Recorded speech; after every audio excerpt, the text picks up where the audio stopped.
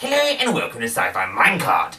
In a previous video, I stated that B-grade sci-fi films always fell into one of two categories, either so bad that they're good, or simply just so bad.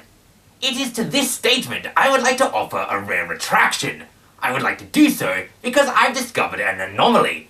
I've discovered a B-grade sci-fi film that is just genuinely fantastic. Cue title card.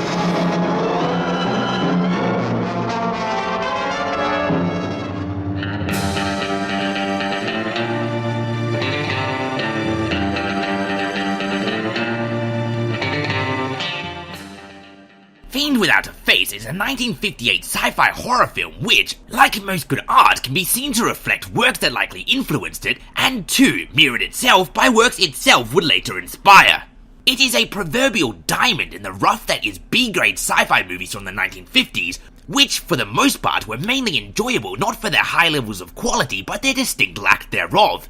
Fiend Without a Face, however, completely bucking the trend, has itself no lack of quality. In fact, quite the contrary, the first thing I noticed while watching the film was how tightly edited it was. Refreshingly lacking any scene changes that linger longer than they should, instead the fast-paced cuts within Fiend Without a Face almost gives the film an upbeat tempo matching that of modern cinema. Complementing this, the film has great camera work and dialogue and acting which is downright charming. It is, however, in fact, a B-grade sci-fi film, something that the film itself is well aware of, and something that the film in fact takes advantage of.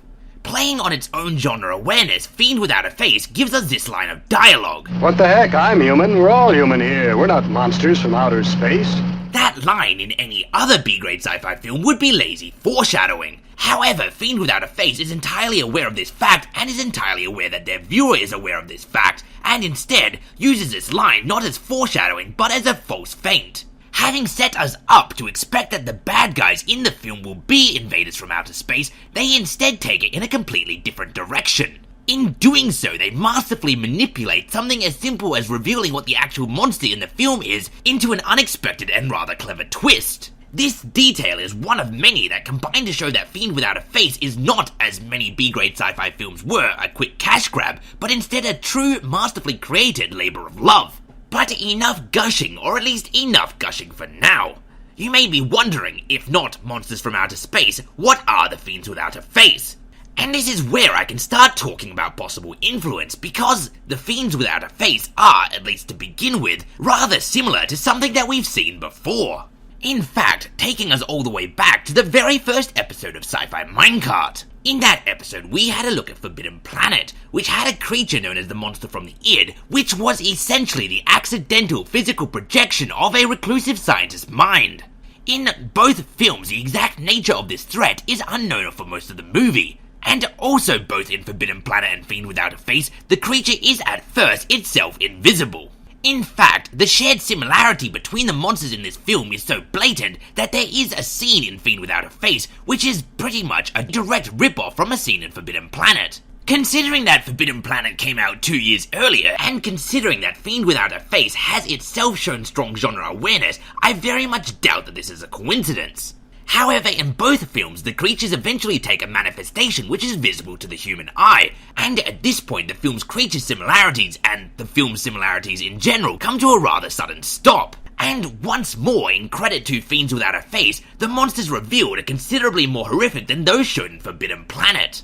They are large, vampiric, disembodied brains that propel themselves around with tail-like spinal cords. Masterfully brought to life through the use of stop animation, these creatures would quite easily comfortably find their home in Doom, and are truly the material of which nightmares are made of.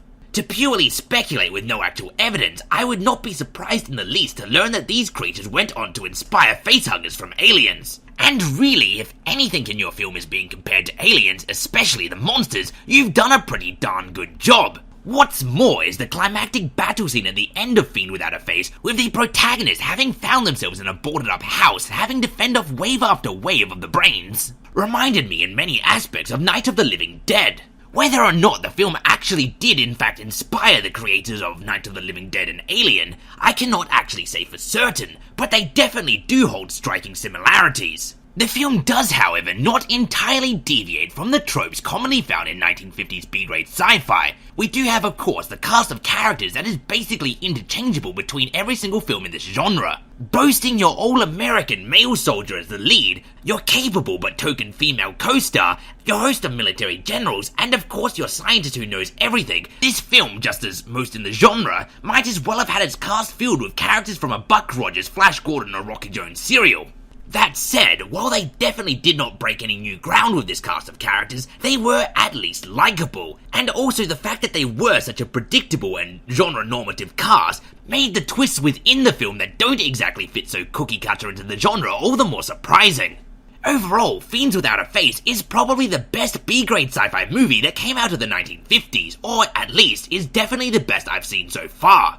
So if you're looking for a truly terrifying sci-fi horror film boasting monsters that are straight out of a nightmare and some truly fantastic stop animation coupled with some truly delicious gore, I highly encourage you to check out Fiends Without a Face. If you're a fan of horror or you're a fan of B-grade sci-fi films from the 1950s, this will definitely be straight up your alley. And if you're not specifically devoted to either of those two genres, you'll probably like the movie anyway because it's just genuinely fantastic. Thanks for watching, and until next time, as always, I have been and still am Grim Grindle.